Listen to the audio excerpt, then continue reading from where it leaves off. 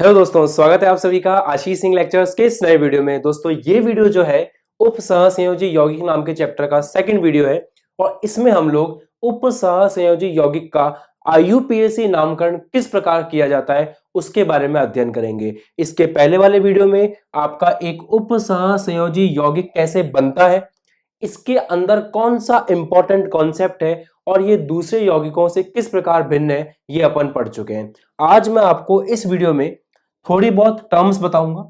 उन टर्म्स को बताने के बाद में हम शुरू करेंगे आईयूपीएसी नामकरण। पहली टर्म है दोस्तों, जैसा कि आप लास्ट वीडियो में पढ़ चुके हो कि यहां पर एक ऐसा बंदा होता है जो एक दूसरे बंदे को अपना एकाकी युग्म देता है। जैसे यहां पर NH3 है, तो जो आपका NH3 है वो अपना एकाकी युग्म देता है कोबाल्ट को। सही बात है। तो जो एकाकी युग्म को ग्रहण करता है उसे कहा जाता है केंद्रीय परमाणु। तो सबसे पहले आप अपनी कॉपी में एक बात को लिखो कि जो इलेक्ट्रॉन को ग्रहण करता है उसे अपन क्या कहते हैं, केंद्रीय परमाणु। जो इलेक्ट्रॉन युग्म को देता है, लास्ट वीडियो में अच्छे से समझाया हुआ, उसको जरूर देख लेना। जो इलेक्ट्रॉन युग्म को देता है उसको कहा जाता है लिगैंड। उसको क्या कहा जाता है, लिगैंड। इंग्लिश में बोलते हैं LIGAND। उसको क्या कहा जाता है, लिगैंड। तो जो लेता है इलेक्ट्रॉन को उसको कहते हैं केंद्रीय परमाणु। उसके बाद ये जो है इसको कहते हैं लिगैंड, जो इलेक्ट्रॉन देने का काम करता है। जैसे यहां देखें तो ये आपका है केंद्रीय परमाणु, इलेक्ट्रॉन लेने वाला। और ये जो भाई साहब हैं जो इलेक्ट्रॉन दे रहे हैं वो CN है, और CN आपका कहलाता है लिगैंड। ठीक है दोस्तों, क्लियर हो गया कॉन्सेप्ट। अभी लिगैंड के अलग अलग प्रकार होते हैं, उसके बाद बहुत सारी परिभाषाएं हैं, वो मैं इस वीडियो में कवर नहीं कर रहा। इस वीडियो का मेन टारगेट है आपको आईयूपीएसी नामकरण सिखाना। तो आईयूपीएसी नामकरण सिखाने के लिए आपको एक बात अच्छे से पता होनी चाहिए कि गुरु कोष्टक के अंदर, ये गुरु कोष्टक है ना, इस गुरु कोष्टक के अंदर जो बंदा एकाकी युग्म को ग्रहण करता है उसको केंद्रीय परमाणु कहते हैं, और जो एकाकी युग्म को प्रदान करता है उसको लिगैंड कहते हैं। इस चैप्टर को जिस तरह से मैं स्टेप बाय स्टेप पढ़ाऊं आप वैसे ही पढ़ते जाना, लास्ट में ये चैप्टर आपके लिए एकदम मक्खन हो जाएगा। तो टेंशन की कोई बात नहीं है, बस ध्यान से सुनते जाना। तो गुरु कोष्टक के अंदर ये ले रहे हैं भाई साहब केंद्रीय परमाणु, देने वाले लिगैंड। गुरु कोष्टक के अंदर ग्रहण करने वाला केंद्रीय परमाणु, देने वाला लिगैंड। ग्रहण करने वाला एक ही होता है, देने वाले अनेक होते हैं। और ग्रहण करने वाला लगभग DNF ब्लॉक का सदस्य होता है। तो आप जानते हो कि कोबाल्ट DNF ब्लॉक का मेंबर है, मतलब बीच वाला मेंबर है। ये भी भाई साहब D ब्लॉक के मेंबर है। तो इनके पास खाली जगह रखी होती है तो ये इलेक्ट्रॉन को ग्रहण करते हैं। ओके। और देने वाले बंदे के पास हमेशा एक एकाकी युग्म एक्स्ट्रा होता है। जैसे यहां पे CN है तो CN माइनस है, तो CN माइनस जो है वो अपने इलेक्ट्रॉन दे रहा होता है, इसलिए यहां पे CN माइनस किसकी भूमिका निभाता है, लिगैंड की भूमिका निभाता है। ठीक है, आया मजा, क्लियर हो गया यहां तक, आगे सुनो। अब आपको एक बात और पता होनी चाहिए कि इस गुरु कोष्टक के ऊपर, इस गुरु कोष्टक के ऊपर प्लस में आवेश है या माइनस में आवेश है। एक बात जो आपको बहुत मुख्य रूप में पता होनी चाहिए वो ये है कि इस गुरु कोष्टक के ऊपर प्लस आवेश है या इस गुरु कोष्टक के ऊपर माइनस आवेश है। कैसे पता लगाएंगे, बहुत सिंपल है। इस गुरु कोष्टक के बाहर कौन है, Cl। Cl कैसा होता है, थोड़ा बहुत कॉमन सेंस तो होना चाहिए दोस्तों, Cl माइनस होता है। ठीक है, ओके। तो Cl माइनस होता है, कितने Cl हैं, 3। इसका मतलब ये तीनों Cl के ऊपर आवेश कितना होगा, माइनस का 3। इस माइनस के 3 को बैलेंस करने के लिए, इस माइनस के 3 को बैलेंस करने के लिए इस गुरु कोष्टक के ऊपर कितना चार्ज होना चाहिए, प्लस का 3। मतलब आपका जो गुरु कोष्टक है, आपका जो गुरु कोष्टक है वो धनायन है और ये बंदा ऋणायन है। ओके, इधर देखते हैं कि पोटेशियम, सोडियम का भाई, सोडियम कौन होता है, Na प्लस K+, है ना, सोडियम का परिवार का सदस्य है। तो ये भाई साहब जो है वो प्लस है, एक K के ऊपर +1। 4k के ऊपर प्लस का 4, इस प्लस के 4 को बैलेंस करने के लिए इस गुरु कोष्टक नाम की चीज पे होना चाहिए माइनस का चार्ज। इसका मतलब यहां पे गुरु कोष्टक जो है वो धनावेश है, मतलब धनायन है, और ये पूरा हिस्सा ऋणायन है। ये भाई साहब धनायन है और ये भाई साहब ऋणायन है। तो सबसे पहले ये पता लगाना बहुत जरूरी है कि आपका गुरु कोष्टक जो है, आपका गुरु कोष्टक जो है वो प्लस में है या माइनस में है, क्योंकि नामकरण संस्कार के जो रूल है वो दोनों के लिए थोड़े अलग अलग होते हैं। अगर आपका गुरु कोष्टक वाली चीज अगर प्लस में है तो अलग रूल चलता है, और गुरु कोष्टक वाली चीज माइनस में है तो अलग रूल चलता है। इसलिए आपको दोनों के रूल समझने से पहले ये पता लगाना आना चाहिए कि कौन मुन्ना प्लस में है और कौन मुन्ना माइनस में है। ठीक है यहां तक? चलिए अब रूल नंबर 1 सीखते हैं। रूल नंबर 1 सिखाने के लिए मैं आपको एक छोटा सा बंदे का नाम बताता हूं, NaCl। NaCl का नाम जानते हो ना? Na प्लस होता है, Cl माइनस होता है। इसको कहते हैं सोडियम क्लोराइड। क्या बोलते हैं इसको? Sodium chloride. एक बात बताओ,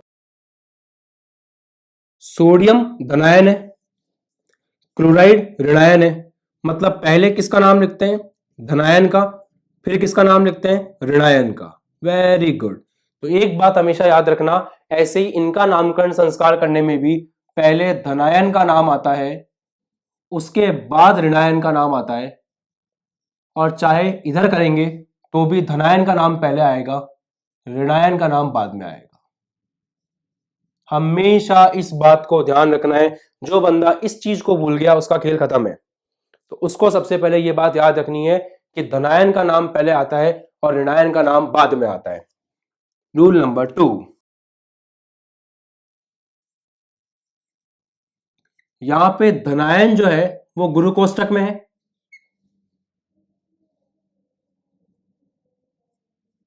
धनायन किस में? गुरु कोष्टक में है। इसमें सबसे पहले क्या लिखा जाएगा? गुरु कोष्टक के अंदर दो लोग होते हैं, एक तो लिगैंड होता है और एक केंद्रीय परमाणु होता है। तो पहले नाम आएगा लिगैंड का, उसके बाद नाम आएगा केंद्रीय परमाणु का, और केंद्रीय परमाणु की जो ऑक्सीकरण अवस्था है OS वो ब्रैकेट में लिखी जाएगी, और इस तरह से जो ब्रैकेट के अंदर है उसका नाम संपन्न होगा। बाद में जो ऋणायन है उसका नाम बाहर लिखा जाएगा। और एक बात याद रखना, ऋणायन की संख्या नहीं बताई जाएगी।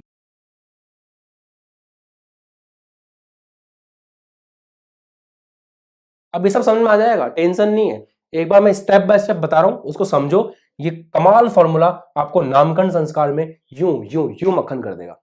इधर देखो, इधर ऋणायन किस में है? गुरु कोष्टक में। तो सबसे पहले नाम धनायन का आएगा। अब धनायन गुरु कोष्टक के बाहर है तो संख्या नहीं बताई जाएगी, संख्या नहीं बताएंगे, संख्या नहीं बताएंगे, बताएंगे देख लेना भैया। जो बाहर है, गुरु कोष्टक के बाहर है, उसकी संख्या नहीं बताएंगे। बाहर ऋणायन है तो उसकी संख्या नहीं बताएंगे, गुरु कोष्टक के बाहर धनायन है उसकी संख्या नहीं बताएंगे। गुरु कोष्टक में वही तरीका, पहले लिगेंड लिखेंगे, उसके बाद केंद्रीय परमाणु। और एक बात बहुत खास है कि केंद्रीय परमाणु का नाम बदलेगा। जो नाम बदलेगा बताऊंगा, केंद्रीय परमाणु का नाम बदलेगा। उसके बाद गुरु कोष्टक में, बेसिक कोष्टक में उसकी ऑक्सीकरण संख्या। बस इतने से रूल है, ये दो रूल याद कर लो, सारे के सारे नामकरण संस्कार चुटकियों में कर लोगे, मक्खन कर लोगे। अब तो मुझे प्रैक्टिस करवानी है ताकि आपको अच्छे से क्लियर हो सके। ध्यान से सीखना बच्चों, बहुत मजा आने वाला है, बहुत बहुत बहुत मजा आने वाला है। शुरू करते हैं, शुरू करें। और यहां आप लिख सकते हो लिगेंड संख्या सहित, चाहो तो यहां भी लिख सकते हो लिगेंड संख्या सहित। चलो शुरू करते हैं, ध्यान से सुनना। इसका नामकरण संस्कार करते हैं। सबसे पहले नामकरण संस्कार में मैंने आपको क्या बताया था कि ये पता लगा लो प्लस कौन है माइनस कौन है। पता लगा लिया आपने कि बाहर Cl भाई साहब बैठे हैं, 3 Cl है मतलब 3 माइनस है। उसको बैलेंस करने के लिए इन भाई साहब के ऊपर 3 प्लस होना चाहिए। बहुत बढ़िया, चल गया पता। अगर धनायन आपका गुरु कोष्टक में है, मतलब आपका गुरु कोष्टक वाला पार्ट धनायन है, तो क्या करना है, सबसे पहले लिगेंड को संख्या सहित लिखना है। तो मुझे बताओ इसके अंदर लिगेंड कौन है, NH3। तो NH3 का नाम आपको पता होना चाहिए कि NH3 को एमीन कहते हैं।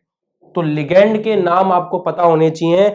आप एक काम करना, जो हमारी एप्लीकेशन है उस एप्लीकेशन को इंस्टॉल करना, उसके अंदर मैं एक पीडीएफ बांट रहा हूं सबको फ्री। उस पीडीएफ के अंदर जितने भी लिगेंड के नाम है वो सारे लिखे हुए मिलेंगे। आप जाकर के उसको याद कर लेना कि जैसे अमीन है, NH3 कहीं भी आएगा तो उसके लिए क्या लगेगा, अमीन लगेगा।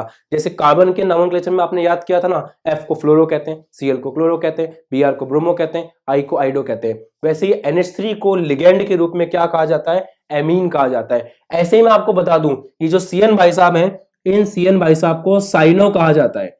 तो ये तो आपको याद करना ही पड़ेगा। चलो सुनो, तो सबसे पहले लिगेंड को लिखना है संख्या सहित। कितने लिगेंड है, NH3 है, NH3 को क्या कहते हैं, एमीन कहते हैं। कितने NH3 है, 6 है। 6 को क्या बोलते हैं, एक को बोलते हैं मोनो, 2 को डाई, 3 को ट्राई, 4 को पेंटा, 4 को टेट्रा, 5 को पेंटा, 6 को हेक्सा कहते हैं। तो यहां पे लिगेंड संख्या सहित तो 6 लिगेंड है, हेक्सा। लिगेंड का नाम क्या है, एमीन, हेक्सा एमीन।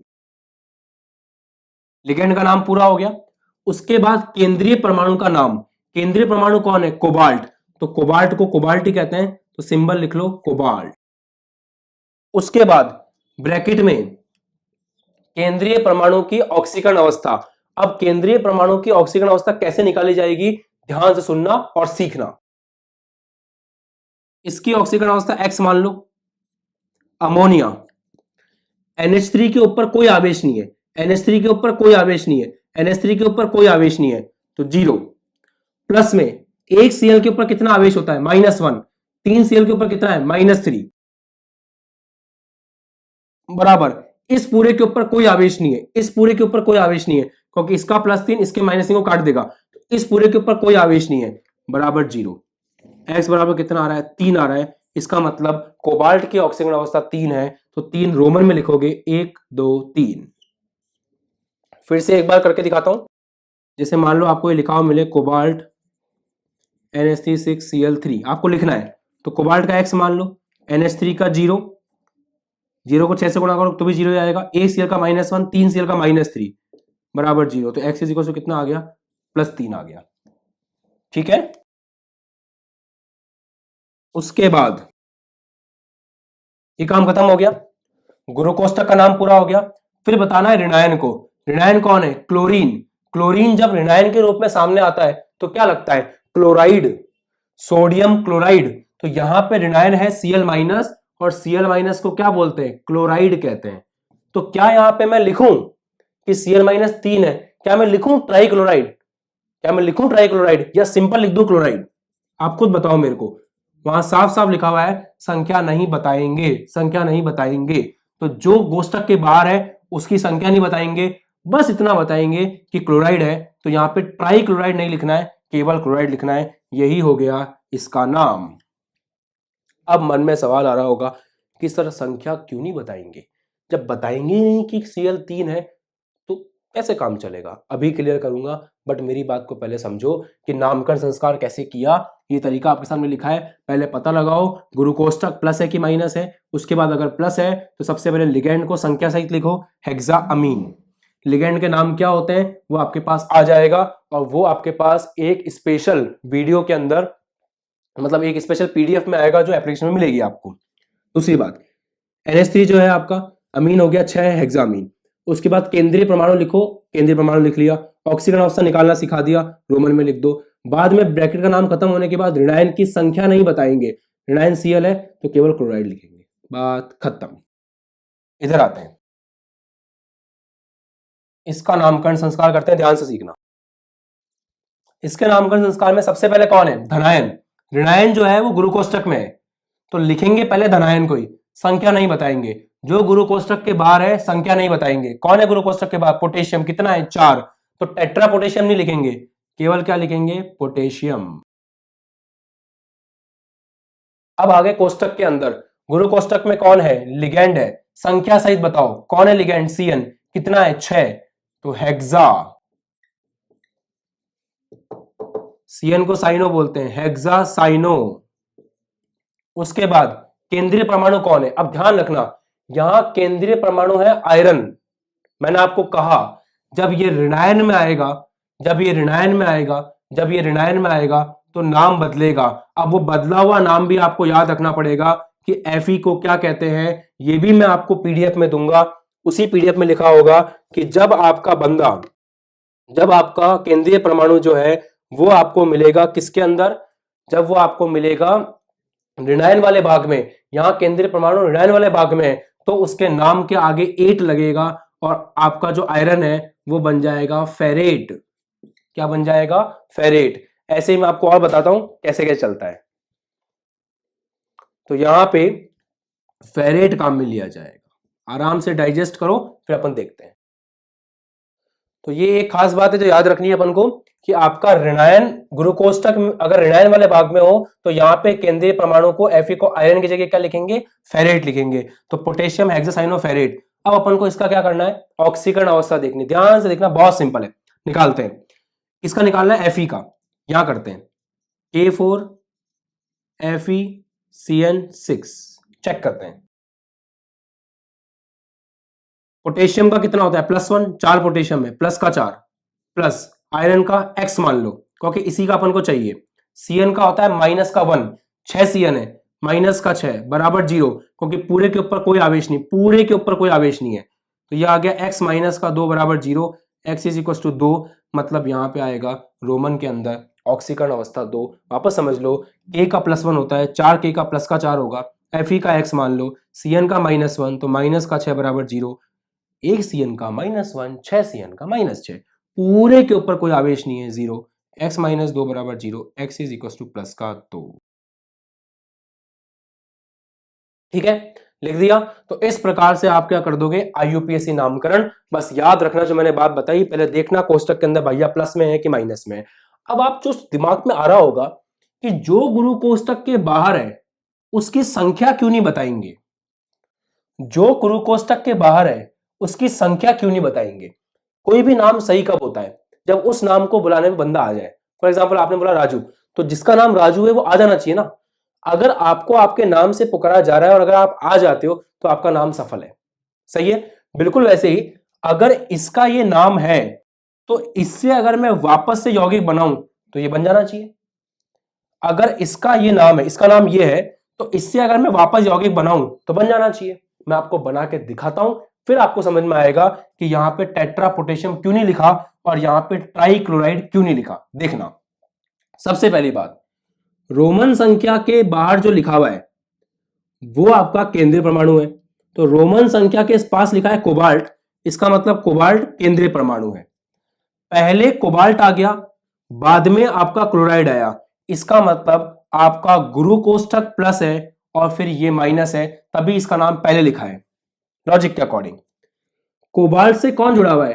कोबाल्ट से जुड़ा हुआ है हेक्सा अमीन। अमीन हम लोग जानते हैं NH3, तो NH3 जुड़ा हुआ है, कितना जुड़ा हुआ है? हेक्सा 6। और इस डब्बे के ऊपर जितना भी आवेश है उसको कौन बैलेंस कर रहा है? क्लोराइड। अब कितने Cl होने चाहिए ये पता लगेगा उससे जो आपने ब्रैकेट में दे रखा है ऑक्सीकरण अवस्था। देखना, कोबाल्ट की ऑक्सीकरण अवस्था ब्रैकेट में कितनी दे रखी है आपने? 3 प्लस का 3। NH3 की कितनी होती है? पूरा जग जानता है NH3 की 0 होती है, तो इसका मतलब इस पूरे डब्बे पे कितना चार्ज हो गया? +3। ये इसी नाम के अंदर आपने बता दिया, ये इसी नाम में आपने बता दिया। अब इस +3 को बैलेंस करने के लिए आप किसको यूज कर रहे हो? क्लोराइड को। यहां पे क्लोराइड कितने लगाने चाहिए? जब आपको इसने बता दिया कि यहाँ पे +3 है और ये भाई साहब 0 पे आप जानते हो, तो डब्बे के ऊपर +3 चार्ज है, उसको क्लोराइड से बैलेंस करना है, तो खुद के ही कॉमन सेंस से आप समझ जाओगे कि 3 प्लस को बैलेंस करने के लिए 3 माइनस चाहिए, मतलब Cl 3 चाहिए। तो मुझे कहीं भी ये लिखने की जरूरत नहीं पड़ी इसके अंदर, इसके नाम में कि Cl की आवश्यकता 3 है। बस मुझे अगर मैं केंद्रीय परमाणु की ऑक्सीकरण अवस्था लिख दूं तो उसकी सहायता से आप अपने आप पहुंच जाओगे कि डब्बे पे कितना प्लस है और डब्बे पे जितना प्लस है उसके हिसाब से कितना माइनस चाहिए आप खुद कैलकुलेट कर लोगे। इसीलिए दोस्तों, जो ब्रैकेट के बाहर होते हैं उनका नाम नहीं बताया जाता है। इधर करके देखते हैं। सबसे पहले लिखा है पोटेशियम, बाद में आपका लिखा हुआ है केंद्रीय परमाणु, और वो भी ऐसे नाम बिगड़ा हुआ। आयरन को फेरेट लिखा हुआ है। जब ऐसे 8 लिखा हुआ हो ना लास्ट के अंदर, तो ये 8 आपको ये बताता है कि आपका धातु जो है, वो जो परमाणु है आपका, वो गुरु कोष्टक में है और उस पर माइनस है। तो इसका मतलब गुरु कोष्टक वाली चीज जो है वो माइनस है। इस नाम को देख के समझ में आ जाता है। जैसे यहां पे कोबाल्ट, अगर ये कोबाल्ट माइनस में होता ना तो कोबाल्टेट बोलते हैं उसको, कोबाल्टेट बोलते हैं उसको। तो आपका Fe जो है इस तरह से है। Fe का ऑक्सीजन अवस्था भी दे रखी है 2 है, ठीक है। हेक्सासाइनो, Fe के साथ में कितने Cn लगे हुए हैं? 6। अब आप समझना कि इस डब्बे पे कितना आवेश है अपन निकालते हैं। Fe 2 दे रखा है, प्लस का 2, Cn, एक Cn के ऊपर -1, हेक्सासाइनो 6 Cn है, माइनस का 6, कितना आया? माइनस का 4। इसका मतलब इस पूरे डब्बे पे कितना चार्ज है? माइनस का चार्ज। इस माइनस के 4 को बैलेंस करने के लिए कौन बंदा है? पोटेशियम। सब जानते हैं एक पोटेशियम पे +1 होता है। तो अगर आप ये निकाल चुके हो कि इस डब्बे के ऊपर 4 माइनस है, तो उसको बैलेंस करने के लिए 4 पोटेशियम चाहिए होंगे, मतलब K4। कहीं भी लिखना नहीं पड़ा, कहीं भी लिखना नहीं पड़ा कि पोटेशियम चार्ज ये, डायरेक्ट देख के पता चल गया कि अगर इतनी जानकारी दे रखी है, उसने बता रखा है ना कि Fe 2 वाला है, हेक्सासाइनो है, तो Fe अगर 2 वाला है और 6 साइनो है डब्बे के अंदर, तो Fe का +2 पता है, दे रखा है उसने। Cn का माइनस का 6 बराबर कितना है? माइनस का 4। मतलब गुरु कोष्टक के ऊपर -4 है, उसको बैलेंस करने के लिए कौन है? पोटेशियम। माइनस के 4 को बैलेंस करने के लिए कितने पोटेशियम चाहिए? 4, तो K4। ये 4 उसको लिखना नहीं पड़ा, ये 4 उसको संख्या बतानी नहीं पड़ी, अपने आप हमने निकाल लिया। और आप सोचो, जब नाम से यौगिक बन गया सही सही, तो इसका मतलब लिखा हुआ नाम सही था। नाम से यौगिक बन गया सही सही, इसका मतलब लिखा हुआ नाम सही था। राजू बोला, राजू आया, सिंपल। ये बोला तो ये आया, ये बोला तो ये आया। कहीं भी इस 3 को बताने की जरूरत नहीं पड़ी और कहीं भी इस 4 को बताने की जरूरत नहीं पड़ी। Simple, conceptual. अब आराम से आप फोटो खींच सकते। इसके बाद मैं इसका एक एग्जांपल और देता हूं और इसका एक एग्जांपल और देता हूं, फिर आप जाकर के लिगेंड के नाम वगैरह याद करके आना। फिर अपन एप्लीकेशन में एक टेस्ट रखेंगे नामकरण का, फिर उस टेस्ट को मैं सॉल्व करवाऊंगा, नामकरण खलास। चलिए जी, अब ये 2 एग्जांपल और करते हैं ताकि अपन को ये रूल अच्छे से क्लियर हो। एक रूल में खत्म कर दिया अपन ने। देखो, सबसे पहले पता लगाओ कि गुरु कोष्टक वाली चीज प्लस में है कि माइनस में है। अगर प्लस में है तो ये वाले रूल फॉलो होंगे, और अगर गुरु कोष्टक वाली चीज माइनस में है तो ये वाले रूल फॉलो होंगे। ओके जी। इसमें देखा जाए तो गुरु कोष्टक के बाद Cl है, Cl पे होता है -1, मतलब गुरु कोष्टक प्लस में है, मतलब ये वाले रूल फॉलो होंगे।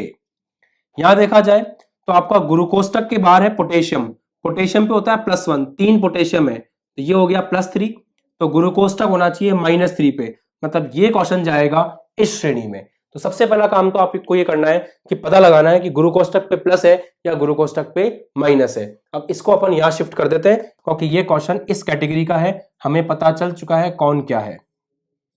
कोबाल्ट, Cn, NO2, चलिए बात खत्म।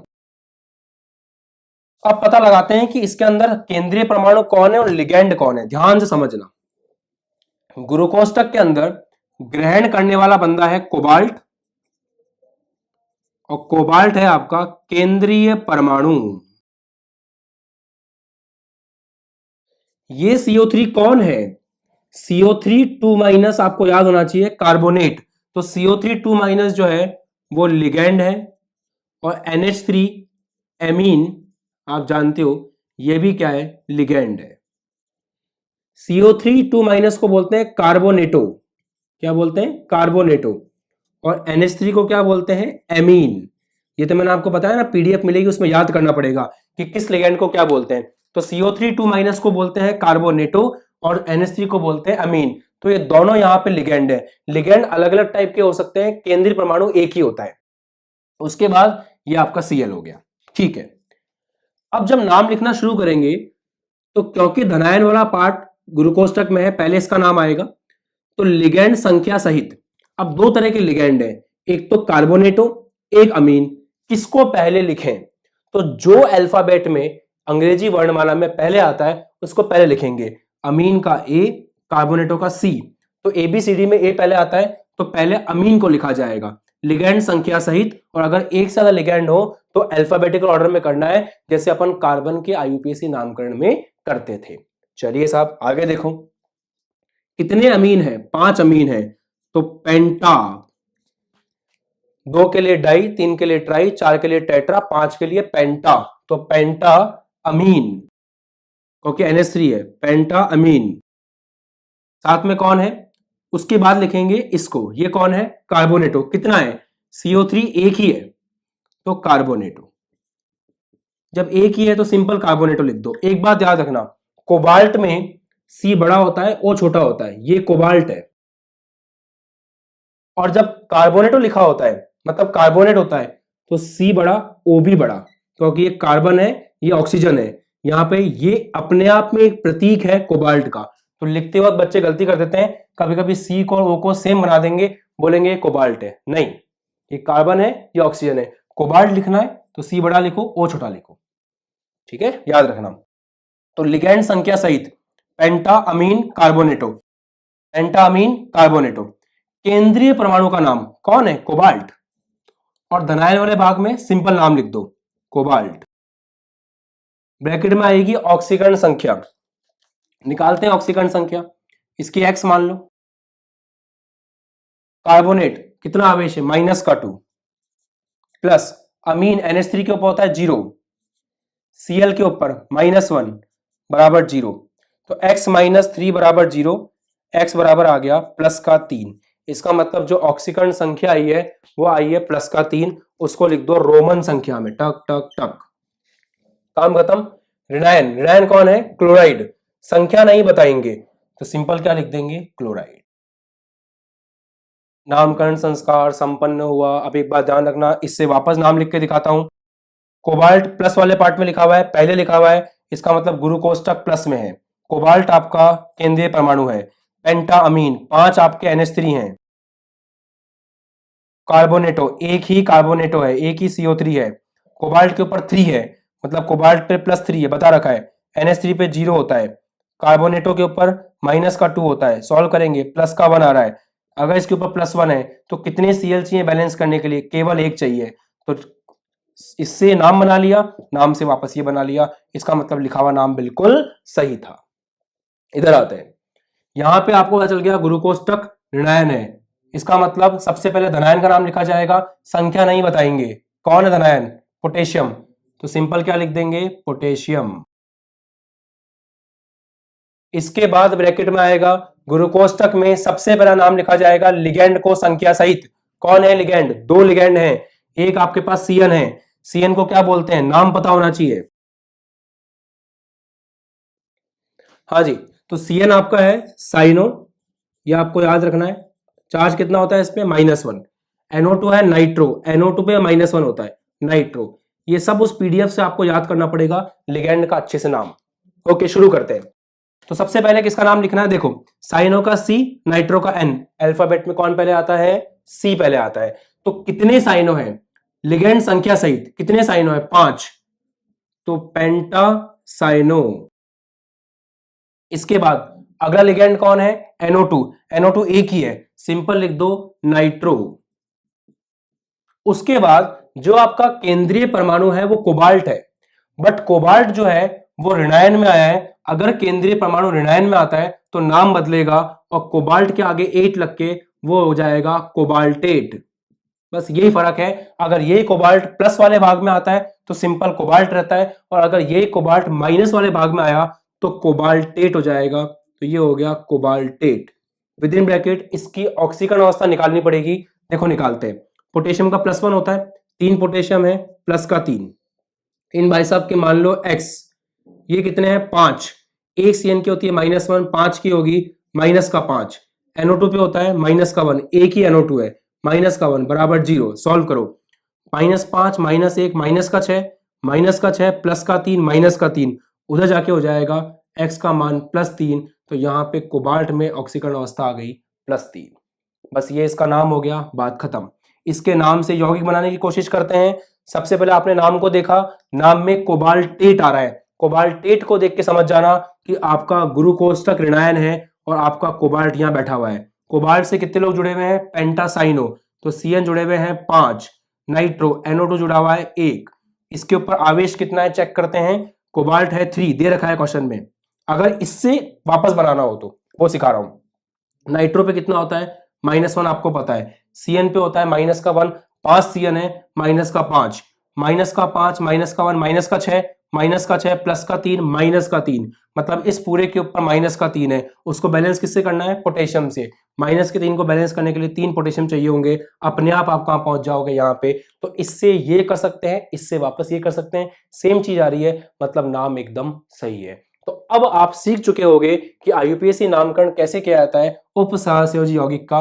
बट आपको 2-3 बातें याद रखनी है। सबसे पहले आपको ये देखना है कि आपका जो बंदा है उसमें धनायन वाला हिस्सा जो है वो गुरुकोष्ठक धनायन है या ऋणायन है। अगर गुरुकोष्ठक धनायन है तो ये तरीका फॉलो होगा, अगर गुरुकोष्ठक ऋणायन है तो फिर ये तरीका फॉलो होगा। इसमें पहले बाहर वाले बंदे का नाम आएगा, फिर अंदर वाले का नाम आएगा, और एक खास बात होगी कि केंद्रीय परमाणु का नाम बदल जाएगा। इसके अंदर याद रखना कि पहले, क्योंकि धनायन का ही नाम लिखते हैं हमेशा और गुरुकोष्ठक धनायन है, तो पहले गुरुकोष्ठक वाला नाम आएगा, केंद्रीय परमाणु के नाम में कोई परिवर्तन नहीं होगा, और जो बाहर वाले बंदे का नाम है वो लास्ट में आएगा। दोनों में एक चीज कॉमन है, पहले धनायन का नाम फिर ऋणायन का नाम, क्योंकि सोडियम क्लोराइड आपको सबको पता है पहले धनायन का नाम आता है फिर ऋणायन का नाम आता है। तो स्क्रीनशॉट ले लो, टॉपिक खत्म हो चुका है। तो अब आपको एक इंपॉर्टेंट काम करना है कि एप्लीकेशन में जाकर के उस फ्री PDF को असेस करना है, सारे लिगेंड के नाम याद रखने हैं, और कौन सा बंदा जब नेगेटिव में आता है तो क्या बोलते हैं, 8 लग के नाम क्या आता है वो भी वहां लिखा हुआ है, वो भी आप वहां से पढ़ सकते हो। फिर हम एक क्लास और लेंगे जिसमें IUPAC की और प्रैक्टिस करेंगे। आई होप आपको ये वीडियो पसंद आया होगा। अगर IUPAC नामकरण करने का ये तरीका जो एकदम सिंपल है दुनिया में आपको अच्छा लगा हो तो इस वीडियो को लाइक जरूर करना, कमेंट करके मुझे बताना कि आपको IUPAC कैसा लगा। हमारे ऑर्गेनिक वाले IUPAC को आप लोगों ने बहुत प्यार दिया है। वो वीडियो अभी जब मैं वीडियो रिकॉर्ड कर रहा हूँ तो लगभग 3.5 लाख व्यूज पे पहुंच गया है। इसको भी ऐसे ही प्यार देना और इसको भी हिट करवाना। चलो जी, अब अगले वीडियो में हम लोग चैप्टर को आगे बढ़ाएंगे। कमेंट करना, लाइक करना, शेयर करना, और चैनल पर नए हो तो सब्सक्राइब जरूर करना और बेल आइकन को जरूर प्रेस कर लेना। So guys, thanks for watching. Please subscribe the channel and press the bell icon for the notifications. Thank you so much. और आप व्हाट्सएप पे कॉन्टेक्ट करके एप्लीकेशन और टेस्ट सीरीज बाय कर सकते हैं। Thank you so much.